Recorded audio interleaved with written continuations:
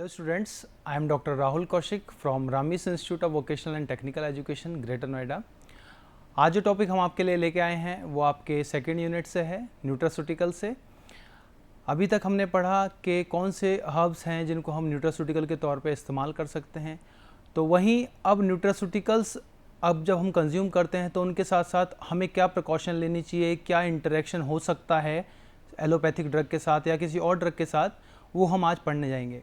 तो आज का जो टॉपिक है हमारा वो है हर्ब ड्रग और herb food interaction, possible side effects and interactions of hypericum. तो आज हम ये एक ड्रग लेंगे हिपेरिकम, इसके जो पॉसिबल इंटरेक्शंस हो सकते हैं एलोपैथिक ड्रग के साथ या किसी फूड मटेरियल के साथ, वो हम चीज़ आगे पढ़ेंगे आज। तो हम शुरू करते हैं अपनी पहली स्लाइड से। आगे जाने से पहले हमें सबसे पहले ये पता होना चाहिए कि भाई वास्तव में ये जो आपका ड्रग इंटरेक्शन है होता क्या है। इंटरेक्शन का मतलब अगर आप जनरली देखें तो इसका मतलब होता है कि किन्हीं दोनों चीज़ों का आपस में एक्शन और रिएक्शन। तो यहाँ पे हम अगर ड्रग इंटरेक्शन की बात करते हैं तो ड्रग इंटरेक्शन, जैसे कि आप डेफिनेशन देख सकते हैं, इसका मतलब होता है alteration in the pharmacological activity of one drug by the concomitant use of another drug और एनी अदर ड्रग सब्सटेंसेस। इसका मतलब ये हो गया कि जब आप कोई ड्रग लेते हैं किसी पर्पस के लिए, सपोज आपने ब्लड शुगर कम करने के लिए कोई एंटी डायबिटिक ड्रग ली, लेकिन आपने देखा कि आपका ब्लड ग्लूकोज जो है वो कम नहीं हो रहा है, इसके साथ आपने शायद कोई ऐसी ड्रग ले ली थी जिसका इसकी जो आपकी एंटी डायबिटिक ड्रग थी उसके साथ इंटरेक्शन था। तो उस इंटरेक्शन की वजह से आपका जो फार्माकोलॉजिकल एक्टिविटी है, जो कि ब्लड ग्लूकोज जो है वो कम होना चाहिए, उस इंटरेक्शन की वजह से वो कम नहीं हुआ। तो यहाँ पे क्या है कि आपका जो मेन ड्रग है उस ड्रग की जो फार्माकोलॉजिकल एक्टिविटी है, अगर वो कम होती है या ज़्यादा होती है किसी दूसरी ड्रग के साथ में लेने से, ठीक है।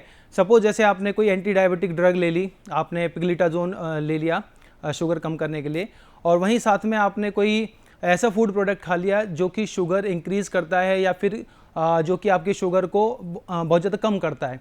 सपोज जैसे आपने मेथी ले लिया, वो शुगर कम करता है, तो होगा क्या, आपका एक तो पिग्लिटाजोन जो ड्रग है वो आपका शुगर कम कर रही है, साथ के साथ आपने जो मेथी ली है वो आपकी शुगर को कम कर रही है। तो यहाँ पे आपको इंटरेक्शन हो सकता है, ये इंटरेक्शन आपका हाइपोग्लाइसीमिया आपको कॉज कर सकता है, मतलब आपकी जो शुगर है वो बहुत ज़्यादा नीचे हो सकती है। तो यहाँ पे जो अदर सब्सटेंसेज हैं ये कुछ भी हो सकता है, ये फूड मटेरियल हो सकते हैं, ये आपकी कोई हर्ब हो सकती है, या ये आपकी कोई अनदर ड्रग हो सकती है जो कि आपकी कोई सिंथेटिक ड्रग हो, जो कॉम्बिनेशन में जनरली हम लोग यूज़ कर लेते हैं। तो the concurrent use of herb में इंक्रीज, तो ये जो इंटरेक्शन होगा, इस इंटरेक्शन से क्या होने वाला है, जो आपकी मेन ड्रग है उसका जो इफेक्ट है वो इंक्रीज हो सकता है या वो डिक्रीज हो सकता है, और it mimics the effect of other drug, या फिर जो आपने ड्रग मेन ड्रग के साथ दूसरी ड्रग ली है वो एक किसी दूसरी ड्रग का एक्शन मिमिक करे या ऐसा शो करे कि भाई वो उस तरह से एक्ट कर रही है। तो ये आपका ड्रग इंटरेक्शन। अब ये ड्रग इंटरेक्शन होता कैसे है ये हमें पता लगाना चाहिए, क्योंकि we are dealing with the herbs. तो सबसे पहले क्या होता है कि हमको नॉर्मली पता नहीं चलता है कि भाई हमने जो ड्रग ली है उसका क्या इंटरेक्शन होगा इस ड्रग के साथ, और जनरली लेमैन को ये सब चीज़ें नहीं पता होती। लेकिन अगर आप देखें तो डायरेक्ट कोई केमिकल रिएक्शन आपकी ड्रग के साथ, मेन ड्रग के साथ, जो आपने एलोपैथिक ड्रग ले रहे हो, सिंथेटिक जो मेडिसिन ले रहे हो, उसके साथ आपके फूड का कोई डायरेक्ट इंटरेक्शन नहीं होता। लेकिन उस फूड मटेरियल के अंदर या उस हर्ब के अंदर या उस ड्रग के अंदर जो कंपोनेंट ड्रग होती हैं, सपोज कोई भी हर्ब आपने जैसे लास्ट क्लास में हमने देखा था, तो एक ड्रग के अंदर करीब करीब सैकड़ों ऐसे केमिकल कॉन्स्टेंट होते हैं जो आपके साथ आपकी बॉडी में उस फूड के साथ जाते हैं, लेकिन वो एक साथ नहीं जाते, वो धीरे धीरे करके उस मटेरियल से एक्सट्रैक्ट आउट होते हैं आपके गैस्ट्रोइंटेस्टिनल ट्रैक्ट में। तो ये देखते हुए आप देख सकते हैं कि कोई डायरेक्ट रिएक्शन नहीं है, there is no direct reaction of main synthetic moiety और द ड्रग, लेकिन जो उसके कंपोनेंट, इंग्रेडिएंट कंपोनेंट है वो जरूर रिएक्ट करते हैं आपके मेन ड्रग के साथ।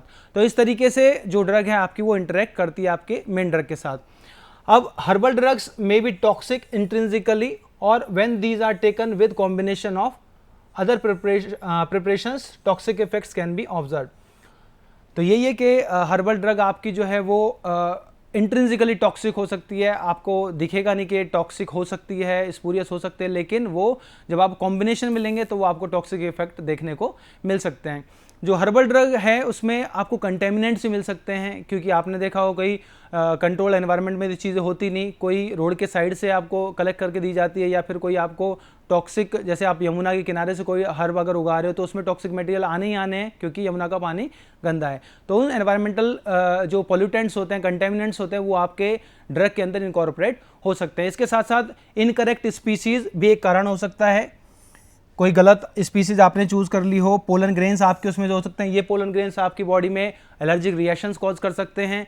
कुछ इंसेक्ट्स भी आपके ड्रग के अंदर हो सकते हैं, या इंसेक्ट के एक्सक्रीटा हो सकता है, या उनका कोई मेटाबॉलिक प्रोडक्ट हो सकता है जो कि आपको रिएक्शन या साइड इफेक्ट कॉज करे जब आप उसको मेन ड्रग के साथ लेंगे। तो उस मेन ड्रग की एक्टिविटी आपकी कम हो सकती है, बढ़ सकती है, या उसका कोई इफेक्ट नहीं भी दिख सकता है आपको। वाई हम क्यों इसको पढ़ रहे हैं, क्या ज़रूरत है आपको इंटरेक्शन पढ़ने की? क्योंकि आमतौर पे आपने देखा होगा कि कोई जैसे सपोज आप मार्केट से कोई प्रिपरेशन लेके आए, आप लेके आए आंवले का पाउडर लेके आए, उस पर लिखा है कि इट कंटेन्स आंवला पाउडर दिस मच ग्राम, लेकिन उसके अंदर ये नहीं लिखा हुआ कि आंवला के अंदर जो केमिकल कॉन्स्टिट्यूएंट है वो कौन कौन से हैं, कितनी कितनी मात्रा में, वो सब वहाँ पे नहीं लिखा होता। तो proper information regarding the content of herbal product is not available. That is why it is very important to study this drug interaction. इसके अलावा प्रोडक्ट इंफॉर्मेशन में भी इनकम्प्लीट और इनएक्यूरेट, जैसे कि आपने देखा होगा इंडिया में कोई रेगुलेशन इसके ऊपर, आयुर्वेदिक प्रोडक्ट्स के ऊपर, फूड सप्लीमेंट्स के ऊपर नहीं है। वहाँ पे उनकी चॉइस है, वो चाहें तो उसके ऊपर पूरा फार्मूला लिख दें, वो चाहें तो फार्मूला ना भी लिखें, या गलत फार्मूला भी आप देख सकते हैं किसी प्रिपरेशन के ऊपर। तो ये थोड़ा गाइडलाइंस है, तो रेगुलेटरी ऑब्लिगेशंस हैं जिनकी वजह से हमें ड्रग इंटरेक्शन पढ़ना ज़रूरी हो गया है अगर हम मेन ड्रग के साथ इन चीज़ों को कंज्यूम करते हैं। फिर है herbal product contain many phytoconstituents which are not characterize properly, और ये एक बहुत बड़ा ड्रॉबैक है हर्बल ड्रग का। सपोज जैसे आंवला आप जो प्रोडक्ट लेके आए थे, आंवला पाउडर, उसमें विटामिन सी मौजूद है, सपोज उसमें 70% विटामिन सी है, ये आंवला जो पाउडर आप लेके आए हो, वहीं आप किसी दूसरे मैन्युफैक्चरर से एक आंवला पाउडर लेके आओ, तो ये ज़रूरी नहीं कि उस आंवला पाउडर में भी आपको 75% एस्कॉर्बिक एसिड या विटामिन सी आपको मिलेगा। तो ये कैरेक्टराइजेशन उसका प्रॉपर नहीं है, क्योंकि जोग्राफिकल कंडीशंस वेरी अगर होंगी तो केमिकल कॉन्स्टेंट की कंसंट्रेशन भी अलग होगी। ठीक है। इसके अलावा lack of adequate knowledge of combination, जो हम कॉम्बिनेशन यूज़ करते हैं, सपोज आपने त्रिफला चूर्ण लिया, आंवला हरड़ बेहड़ा मिलाया, तो उन तीनों का कॉम्बिनेशन साथ में जब हम लेते हैं तो उसका भी हमें इंटरेक्शन नहीं पता कि वो आपस में कैसे रिएक्ट करते होंगे, कैसे वो ड्रग एक दूसरे के साथ इंटरेक्ट कर सकते, कैसे उसके अंदर जो केमिकल कांस्टेंट है वो एक दूसरे की बायो अवेलेबिलिटी या उसके एब्जॉर्प्शन को बढ़ाता है घटाता है, ये सब हमें अभी नहीं पता। तो उन चीज़ों को हमें पढ़ना है और उन्हीं के साथ साथ हमें इंटरेक्शन को क्लैरिफाई कर पाएंगे कि इंटरेक्शन क्यों हो रहा है, कैसे हो रहा है। Next, why to study interaction. अब वही दोबारा हम रिपीट करेंगे, क्योंकि आजकल चांसेस बहुत ज़्यादा बढ़ गए हैं ड्रग टॉक्सिसिटी के, तो उस टॉक्सिसिटी को मिनिमाइज़ करने के लिए हमें ज़रूरी है कि हम अपने जो ड्रग ले रहे हैं, मेन ड्रग जो ले रहे हैं, उसके साथ हमें कौन कौन सी चीज़ें लेनी चाहिए, कौन सी चीज़ें नहीं लेनी चाहिए, ये हमें क्लियर होना चाहिए, जिससे कि हमारा जो ट्रीटमेंट अप्रोच है उसकी एफिशिएंसी बढ़ जाए। आपकी ट्रीटमेंट एफिशिएंसी बढ़ेगी तो आप जल्दी से रिकवर होंगे। तो increase the side effect of drug leading to toxicity, ये बहुत बड़ा कारण है, टॉक्सिसिटी बहुत ज़्यादा बढ़ रही है, इसीलिए हमें ये इंटरेक्शंस पढ़ने पड़ेंगे। इसके अलावा it leads to the treatment failure due to decrease in the effect of drug. और जब हमें पता है, सपोज हमने शुरुआत करी कि भाई हमने एंटी डायबिटिक ड्रग ली पिग्लिटाजोन, लेकिन हमने उसके साथ एक ऐसी ड्रग ले ली जिससे उस ड्रग का जो पिग्लिटाजोन है उसका जो शुगर लोअरिंग इफेक्ट है वो खत्म हो गया, कम हो गया या बढ़ गया, तो उसकी वजह से आपका आपका ब्लड शुगर जो है वो बहुत कम भी हो सकता है, या फिर वो ना भी कम हो सकता है, या फिर वो बढ़ भी सकता है। तो ये इंटरेक्शंस जो हैं ये ट्रीटमेंट फेलियर को कॉज करते हैं, और आपका ट्रीटमेंट फेल ना हो इसीलिए हम इनको इंटरेक्शंस को पढ़ना बहुत ज़रूरी हो गया है। इसके अलावा कुछ अनएक्सपेक्टेड कॉम्प्लिकेशंस हो सकती हैं due to the modified action of the drug. इसके अलावा enhance therapeutic effect of the drug, ये जैसे सपोज आपको आपका ब्लड शुगर कम है और आपने कुछ ऐसी ड्रग ले मतलब नॉर्मल से थोड़ा सा ऊपर है, आप चाहते हो कि भाई मेरा जो शुगर लेवल है वो थोड़ा सा नॉर्मल पे आ जाए, लेकिन आपने जो डोज ली उसके साथ आपने ड्रग ले ली, तो ऐसा भी हो सकता है कि आपका ब्लड शुगर जो है बहुत ज़्यादा कम हो जाए due to enhance therapeutic effect of the drug. इसके अलावा बहुत सारी प्रिस्क्रिप्शन और नॉन प्रिस्क्रिप्शन ड्रग होती हैं, उनका भी आपस में रिएक्शन हो सकता है, और वो रिएक्शन आपकी बॉडी की जो थेरेपी है, जो आपकी बॉडी के ऊपर जो थेरेपी इस्तेमाल की जा रही है उस थेरेपी को भी इफेक्ट करता है।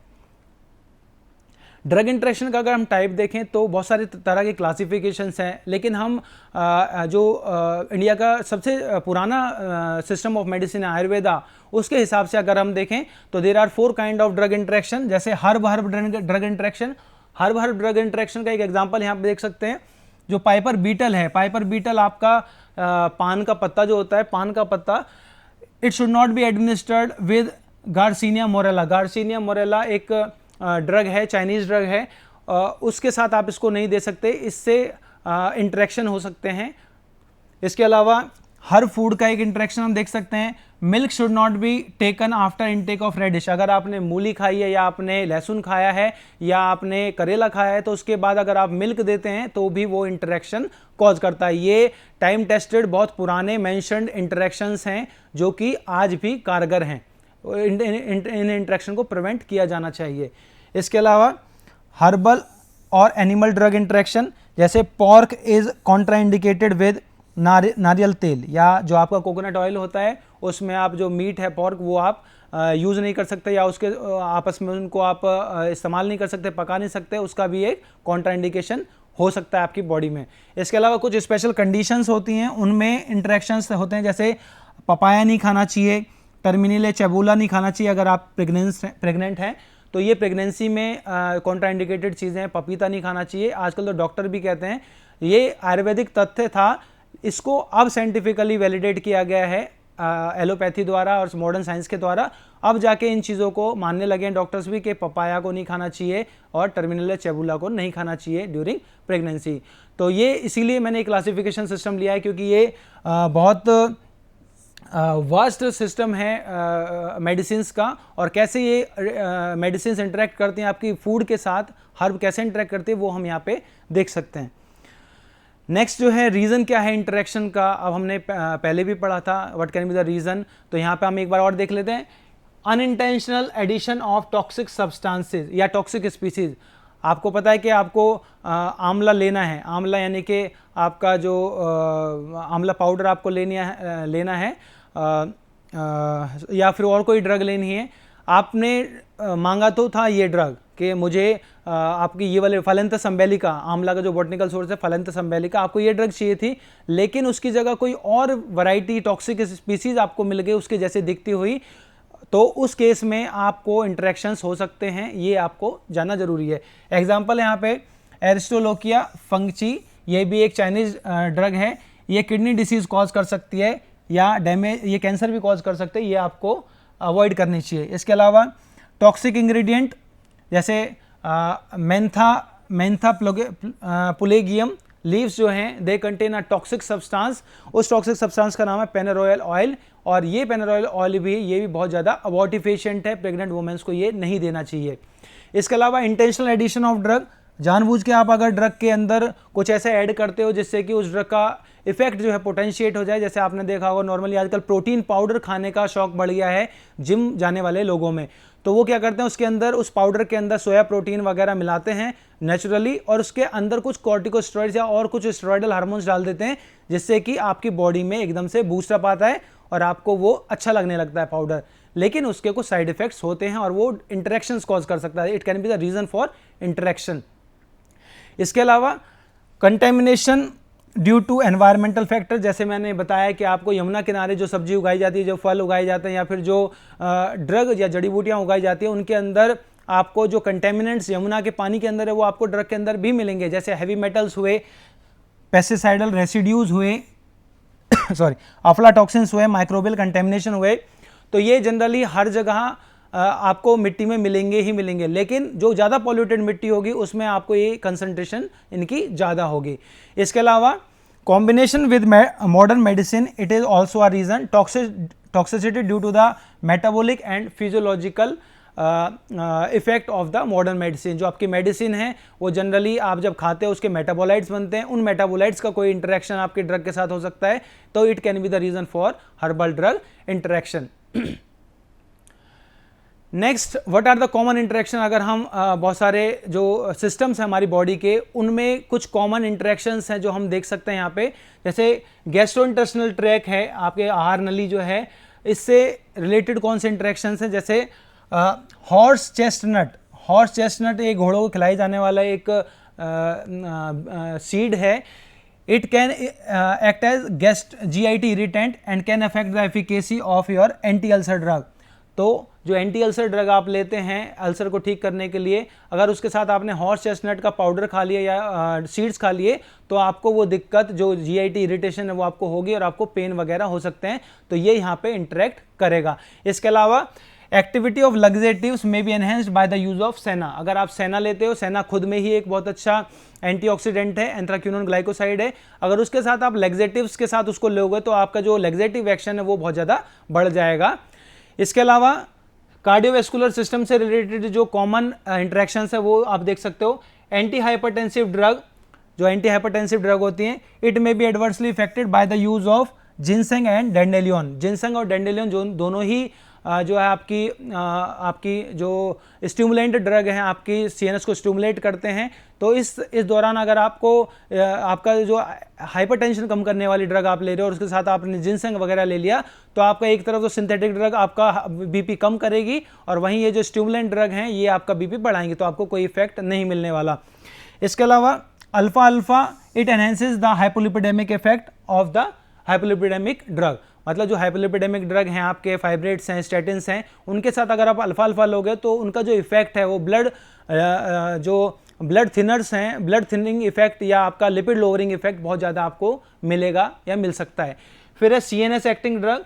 ऐसी ड्रग जो आपके सेंट्रल नर्वस सिस्टम पे इंटरेक्ट करती हैं. यहाँ पे देख सकते हो आप ड्रग्स जैसे कि हिप्नोटिक्स हैं, एंग्जियोलिटिक ड्रग्स हैं, उनके साथ सीडेटिव हर्ब्स जो हैं, सीडेटिव हर्ब्स जैसे कुछ आप देख सकते हैं जिसमें एरोमा वगैरह होती है, सीडेशन कॉज करती हैं. जैसे आपका ब्राह्मी हुई, वो आपको सीडेट करती है थोड़ा सा. इसके अलावा बहुत सारी ड्रग हैं जिससे आपको सीडेशन होती है. अगर उनको आप ऐसी एलोपैथिक ड्रग के साथ लोगे जो कि हिप्नोसिस कॉज करती है, मतलब आपके CNS को डिप्रेस करती है, तो इसका रिजल्ट क्या हो सकता है, और बहुत ज़्यादा डिप्रेशन आपको हो सकता है और बहुत ज़्यादा आपका जो ब्रेन है वो डिप्रेस हो सकता है. इसके अलावा प्रिमरोज ऑयल है, इसको भी आपको एपिलेप्टिजेनिक जो ड्रग होती है उनके साथ नहीं लेना चाहिए.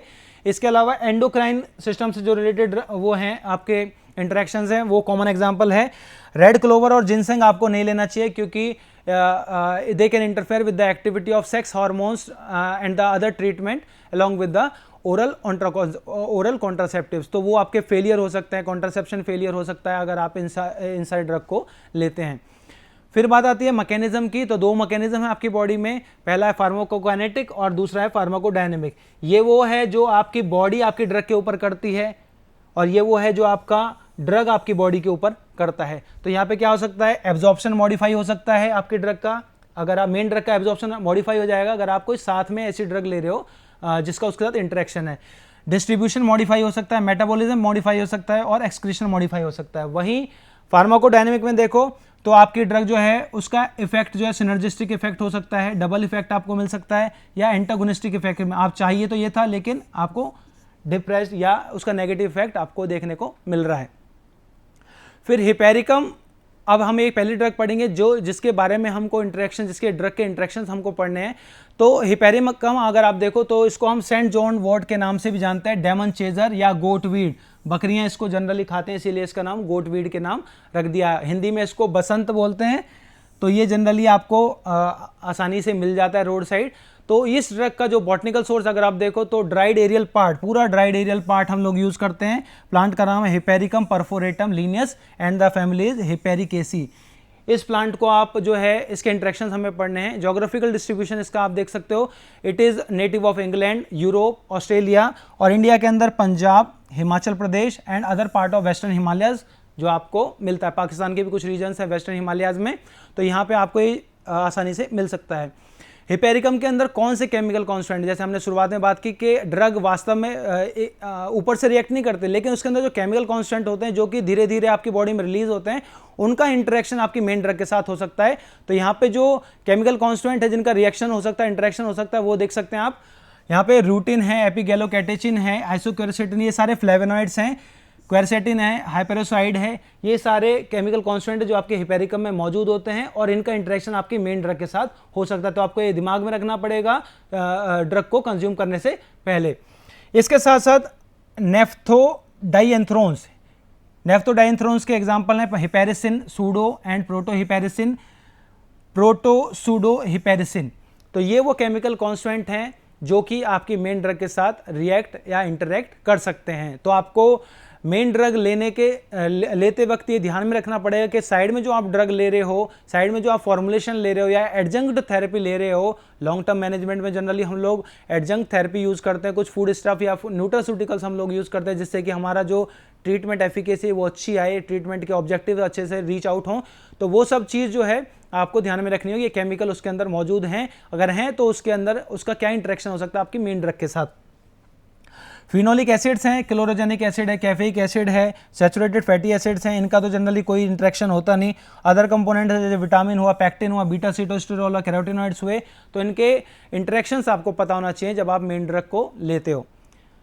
बीइंग अ लेमैन आपको ये शायद पता होने भी चाहिए, नहीं होने चाहिए, लेकिन अगर आप फार्मासिस्ट हो, अगर आपको नॉलेज है ड्रग्स के बारे में, तो आपको ये इंटरेक्शंस ज़रूर पता होने चाहिए। फिर यूजेज ऑफ हिपेरिसिन, हाँ हिपेरिकम हम क्यों इस्तेमाल करते हैं हिपेरिकम को, तो आप देख सकते हो एंटी डिप्रेसेंट है, मतलब आपके सीएनएस को डिप्रेस करती है,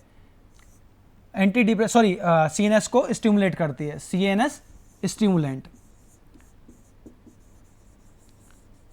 तो सीएनएस को स्टिमुलेंट करती है। इसके अलावा जो और यूजेज हैं इसके, it can B use in the treatment of anxiety, जब आपका एंग्जाइटी होती है आपको, उस समय पे आप इसको यूज़ कर सकते हो। इसके अलावा सीजनल इफेक्टिव डिसऑर्डर्स हैं, उनको ट्रीटमेंट करने के लिए इस्तेमाल कर सकते हो। इसके अलावा treatment of menopause, mental disorder या प्री मेंस्ट्रुअल सिंड्रोम, उनको ट्रीट करने के लिए आप इसको इस्तेमाल कर सकते हो ड्रग को।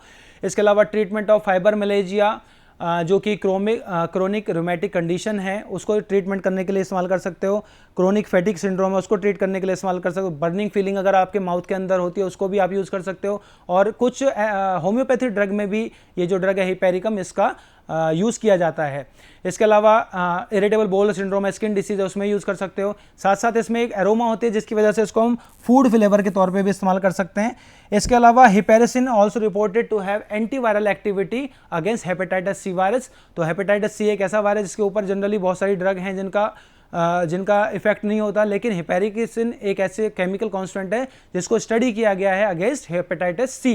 तो हेपेटाइटिस सी के ट्रीटमेंट में आप इसको इस्तेमाल कर सकते हो, HIV एड्स के ट्रीटमेंट में इसको इस्तेमाल कर सकते हो ड्रग को। अब इंटरेक्शंस की बात आती है कि कहाँ इंटरेक्ट होगा, कहाँ इंटरेक्शन होगा। तो being a pharmacist, being a pharmacy student, being a pharmacy graduate, you should know where your drug is going to interact with your main drug. तो यहाँ पे देख सकते हैं, जैसे हमने देखा कि ये CNS स्टिमुलेंट है, ड्रग इज CNS स्टिमुलेंट। तो यहाँ देख सकते हो hypericum interact with certain anti depressant which leads to serious interactions resulted due to excess secretion of serotonin। Anti depressant कौन से हो गए? एक तो आपकी ड्रग जो है वो खुद ही एंटी डिप्रेसेंट है, मतलब आपका सीएनएस को स्टिमुलेट करेगी। लेकिन अगर आप ऐसी ड्रग खा रहे हैं जो आपको सीएनएस को स्टिमुलेट करेगी, उसके साथ साथ हिपेरिकम भी आप खा रहे हैं, तो क्या होगा, आप ओवर एक्साइटेड हो सकते हैं, आपका सीएनएस जो है बहुत ज़्यादा स्टिमुलेट हो सकता है। तो ये इंटरेक्शन आपको देखने को मिल सकता है along with certain anti depressants. इसके साथ साथ सिम्टम्स कुछ आ सकते हैं इस इंटरेक्शन के, जैसे कन्फ्यूजन हो सकती है, फीवर आ सकता है, हेलुसिनेशन हो सकता है, नोजिया हो सकता है, इम्बैलेंस इन मस्कुलर कोऑर्डिनेशन, स्वेटिंग और शेकीनेस। और ये सारे सिम्टम्स जो है आपके पार्किंसनिज्म के होते हैं। पार्किंसनिज्म की जो ड्रग है उसके साथ ये इंटरेक्ट कर सकता है।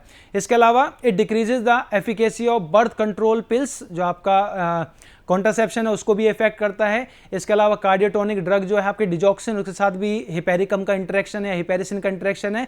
इसके अलावा it also decreases the effect of anti HIV drug इमिटाडिन, इरिनोटिकेन और कीटामाइन। तो इन ड्रग के साथ भी इसका इंटरेक्शन हो सकता है। अब मेजर इंटरेक्शन कहाँ होता है? जहाँ पे आप लोग ट्रांसप्लांट्स कराते हो, ऐसे पेशेंट जिनके अंदर बॉडी में ट्रांसप्लांट हुआ, ऑर्गन ट्रांसप्लांट हुआ, वहाँ पे ये इफेक्ट करता है। ट्रांसप्लांट रिजेक्शन ना हो इसलिए साइक्लोस्पोरिन दिया जाता है लोगों को। तो साइक्लोस्पोरिन की जो एक्टिविटी है उसकी कंसंट्रेशन घट जाती है जब आप हिपेरिकम को लेते हो, उसकी वजह से आपका जो ऑर्गन ट्रांसप्लांट है उसके रिजेक्शन के चांसेस बढ़ जाते हैं, क्योंकि उस समय पे साइटोक्रोम P3A4 जो है एक्टिवेट हो जाता है। तो thank you so much for today's. आज के लिए यही लेक्चर इतना ही काफ़ी। अगले लेक्चर में हम लोग पढ़ेंगे ड्रग्स, ऐसी कुछ ड्रग्स पढ़ेंगे जिनके पॉसिबल साइड इफेक्ट्स हमको पढ़ने होंगे, जैसे कि कावा के इंटरेक्शंस हम पढ़ेंगे, जिंकगो बिलोबा एक ड्रग है उसके इंटरेक्शंस पढ़ेंगे, और जिनसेंग एक ड्रग है उसके इंटरेक्शन हम लोग पढ़ने वाले हैं। Thank you so much.